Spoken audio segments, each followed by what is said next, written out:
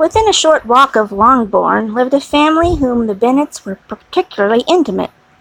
Sir William Lucas had been formerly in trade in Meryton, where he had made a tolerable fortune and risen to the honour of knighthood by an address to the king during his mayoralty. The distinction had perhaps been felt too strongly. It had given him a disgust to his business and to his residence in a small market town, and quitting them both, he had removed with his family to a house about a mile from Meryton, denominated from that period Lucas Lodge, where he could think with pleasure of his own importance, and, unshackled by business, occupy himself solely in being civil to all the world. For though elated by his rank, it did not render him supercilious. On the contrary, he was all attention to everybody. By nature inoffensive, friendly, and obliging, his presentation at St. James had made him courteous. Lady Lucas was a very good kind of woman, who not too clever, to be a valuable neighbor to Mrs. Bennet. They had several children. The eldest of them, a sensible, intelligent young woman, about 27, was Elizabeth's intimate friend.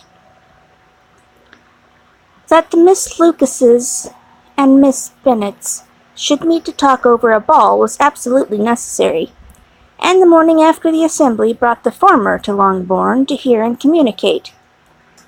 "You began the evening well, Charlotte," said Miss Bennet with a civil self-command to Miss Lucas.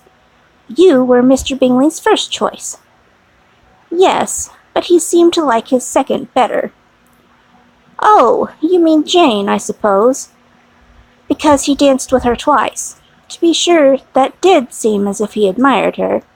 Indeed, I rather believe he did. I heard something about it, but I hardly know what. Something about Mr. Robinson. Blah, blah, blah." "Perhaps you mean what I overheard between him and Mr. Robinson. Did not I mention it to you?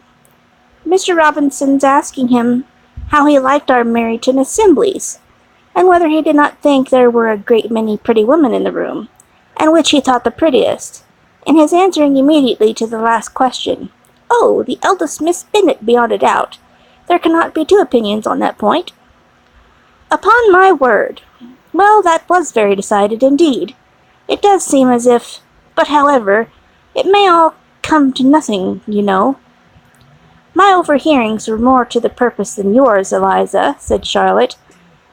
"Mr. Darcy is not so well worth listening to as his friend, is he? Poor Eliza! To be only just tolerable!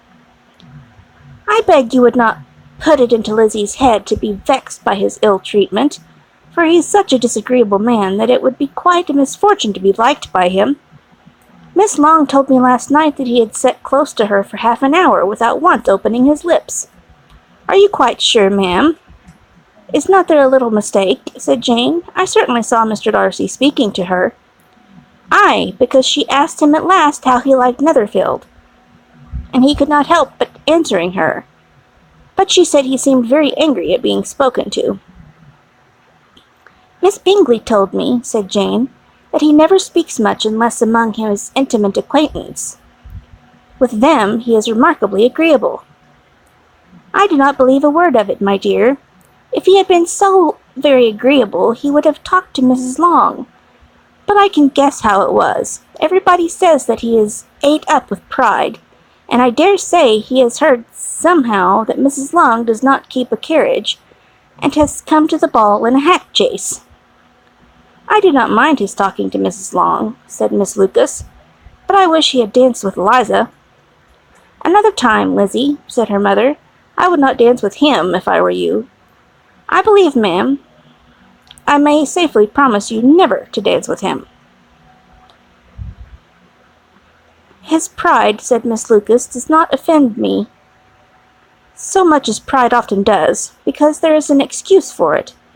One cannot wonder that so very fine a young man, with family fortune, everything is in his favor, should think highly of himself.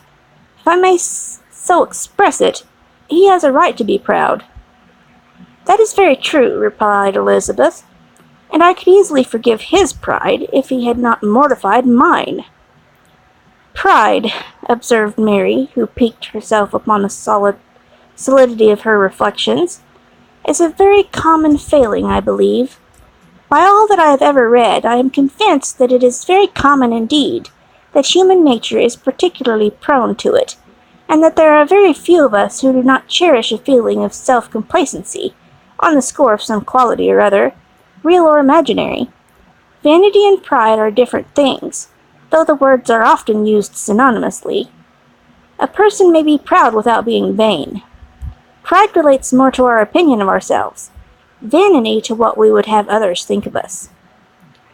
If I were as rich as Mr. Darcy, cried young Lucas, who came with his sisters, I should not care how proud I was. I would keep a pack of foxhounds, and drink a bottle of wine every day. Then you would drink a great deal more than you ought, said Miss Bennet, and if I were to see you at it, I should take away your bottle directly. The boy protested that she should not. She confirmed to declare that she would, and the argument ended only with the visit.